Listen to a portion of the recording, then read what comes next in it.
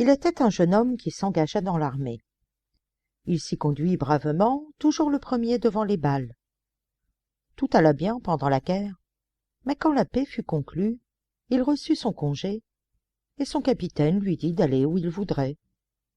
Ses parents étaient morts, il n'avait plus de domicile, il pria ses frères de le recevoir jusqu'à ce que la guerre recommençât. Mais ils avaient des cœurs durs, et ils lui répondirent qu'ils ne pouvaient rien pour lui, qu'il n'était propre à rien, et que c'était à lui à se tirer d'affaire. Le pauvre garçon ne possédait que son fusil. Il le mit sur son épaule et s'enfuit au hasard. Il atteignit une grande lande sur laquelle on ne voyait rien qu'un cercle d'arbres. Là, il s'assit à l'ombre, en pensant tristement à son sort. « Je n'ai pas d'argent, et je n'ai jamais appris d'autre métier que celui de la guerre. Et maintenant que la paix est faite, je ne suis plus bon à rien, et je vois bien qu'il faut que je meure de faim. » En même temps, il entendit du bruit, et, levant les yeux, il aperçut devant lui un inconnu, tout de vert habillé, assez richement mis, mais ayant un affreux pied de cheval. « Je sais ce qu'il te faut, dit l'étranger. C'est de l'argent. Tu en auras autant que tu en pourras porter. Mais auparavant, je veux m'assurer si tu n'as pas peur, car je ne donne rien au poltron. »« Soldat et poltron, répondit l'autre, sont deux mots qui ne vont pas ensemble. Tu peux me mettre à l'épreuve. »« Eh bien donc, reprit l'étranger, regarde derrière toi. » Le soldat, se retournant, vit un ours énorme qui courait sur lui en grondant. « Oh oh !» s'écria-t-il, « je vais te chatouiller le nez et te faire perdre l'envie de grogner. » Et, se couchant en joue, il l'atteignit au museau. L'ours tomba mort sur le coup. « Je vois, dit l'étranger, que tu ne manques pas de courage, mais tu dois remplir encore d'autres conditions. »« Rien ne m'arrêtera, dit le soldat qui voyait bien à qui il avait affaire, pourvu que mon salut éternel ne soit pas compromis. »« Tu en jugeras toi-même, répliqua l'homme. Pendant 7 ans, tu ne devras ni te laver, ni te peigner la barbe et les cheveux, ni te couper les ongles, ni faire ta prière. Je vais te donner un habit et un manteau que tu porteras pendant tout ce temps. Si tu meurs dans cet intervalle, tu m'appartiendras. Si tu vis au-delà de 7 ans, tu seras libre et riche pour toute la vie. » Le soldat songea à la grande misère à laquelle il était réduit. Lui qui avait tant de fois affronté la mort, il pouvait bien se risquer cette fois encore. Il accepta. Le diable ôta son habit vert et le lui donna en disant « Tant que tu porteras cet habit, en mettant la main à la poche, tu en tireras toujours une poignée d'or. » Puis, après avoir dépouillé l'ours de sa peau, il ajouta « Ceci sera ton manteau, et aussi ton lit, car tu n'en devras pas avoir d'autre. À cause de ce vêtement, on t'appellera peau d'ours. » Là-dessus, le diable disparut. Le soldat passa l'habit, et, mettant la main dans la poche, il trouva que le diable ne l'avait pas trompé. Il endossa aussi la peau d'ours et se mit à parcourir le monde, se donnant du bon temps, ne se refusant rien de ce qui avait fait engraisser les gens et maigrir leurs bourses. La première année, il était encore passable, mais la seconde, il avait déjà l'air d'un monstre. Ses cheveux lui couvraient presque entièrement la face, sa barbe était emmêlée et comme feutrée, et son visage tellement couvert de crasse que, si on avait semé de l'herbe, elle aurait levé. Il faisait fuir tout le monde. Mais cependant, comme il donnait à tous les pauvres en leur demandant de prier Dieu pour qu'il ne mourût pas dans les 7 ans, et comme il parlait en homme de bien, il trouvait toujours un gîte. La 4e année, il entra dans une auberge où l'hôte ne voulait pas le recevoir, même dans l'écurie, de peur qu'il n'effarouchât les chevaux.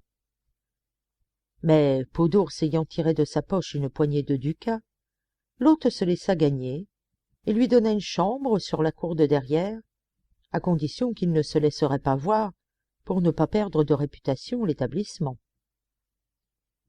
Un soir, Peau d'ours était assis dans sa chambre, souhaitant de tout cœur la fin des 7 années, quand il entendit quelqu'un pleurer dans la chambre à côté.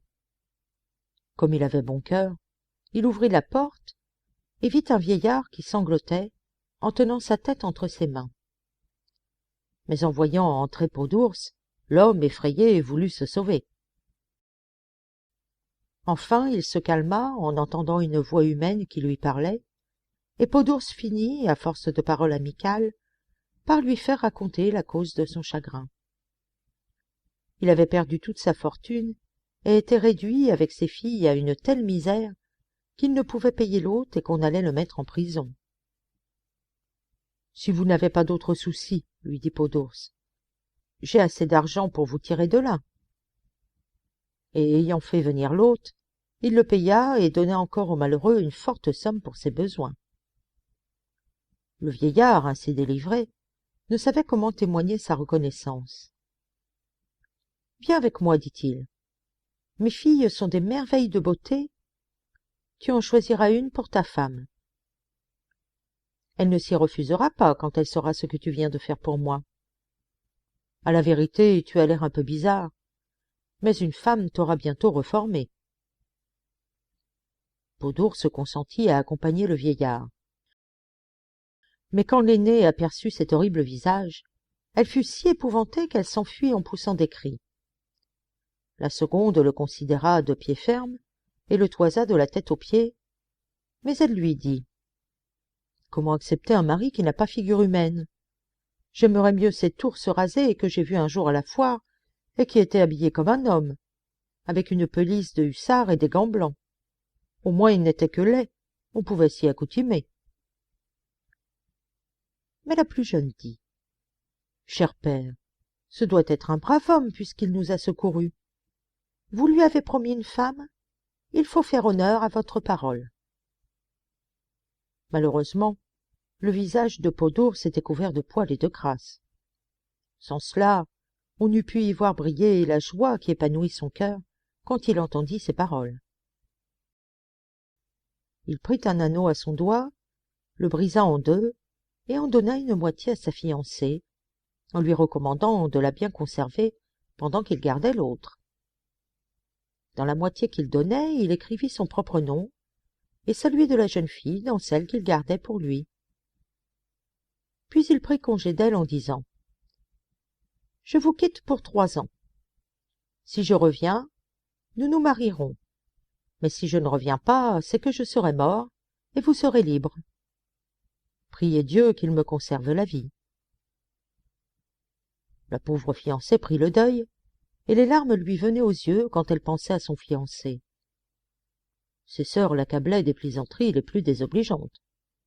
« Prends bien garde, disait l'aînée, quand tu lui donneras ta main, qu'il ne t'écorche avec sa patte. »« Méfie-toi, ajouta la seconde, les ours aiment les douceurs. Si tu lui plais, il te croquera. »« Il te faudra toujours faire sa volonté, reprenait l'aînée, autrement on gare les grognements. »« Mais, ajoutait encore la seconde, le bal des noces sera gai, les ours dansent bien. » La pauvre fille laissait dire ses sœurs sans se fâcher. Quant à l'homme à peau d'ours, il errait toujours dans le monde, faisant du bien tant qu'il pouvait, et donnant généreusement aux pauvres, afin qu'ils priassent pour lui. Enfin, quand le dernier jour des 7 ans fut arrivé, il retourna à la lande et se mit dans le cercle des arbres. Un grand vent s'éleva, et le diable ne tarda pas à apparaître avec un air courroucé. Il jeta au soldat ses vieux vêtements et lui redemanda son habit vert. « Un instant, dit Peau d'ours, il faut d'abord que tu me nettoies. » Le diable fut forcé, bien malgré lui, d'aller chercher de l'eau, de laver Peau d'ours, de lui peigner les cheveux et de lui couper les ongles.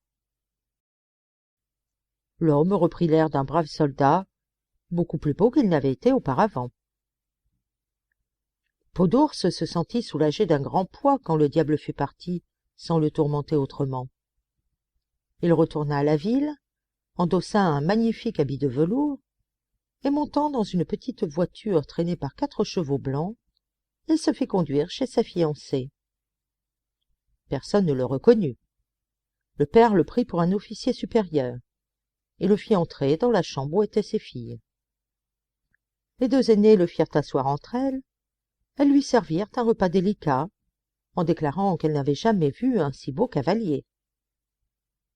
Quant à sa fiancée, elle était assise en face de lui avec ses vêtements noirs, les yeux baissés sans dire un mot. Enfin, le père lui demanda s'il voulait épouser une de ses filles. Les deux aînées coururent dans leur chambre pour faire leur toilette, car chacune d'elles s'imaginait qu'elle était la préférée. L'étranger, resté seul avec sa fiancée, prit la moitié d'anneau qu'il avait dans sa poche et la jeta au fond d'un verre de vin qu'il lui offrit. Quand elle eut bu et qu'elle aperçut ce fragment au fond du verre, le cœur lui tressaillit. Elle saisit l'autre moitié qui était suspendue à son cou, la rapprocha de la première, et toutes les deux se rejoignirent exactement. Alors il lui dit : « Je suis ton fiancé bien-aimé, que tu as vu sous une peau d'ours. Maintenant, par la grâce de Dieu, j'ai recouvré ma figure humaine, et je suis purifié de mes souillures. » Et, la prenant dans ses bras, il l'embrassa étroitement. En même temps, les deux sœurs rentraient en grand costume. Mais, quand elles virent que ce beau jeune homme était pour leur sœur, et que c'était l'homme à la peau d'ours, elles s'enfuirent pleines de dépit et de colère. La première alla se noyer dans un puits, et la seconde se pendit à un arbre. Le soir, on frappa à la porte, et le fiancé, allant ouvrir, vit le diable en habit vert qui lui dit : « Eh bien, j'ai perdu ton âme, mais j'en ai gagné deux autres. »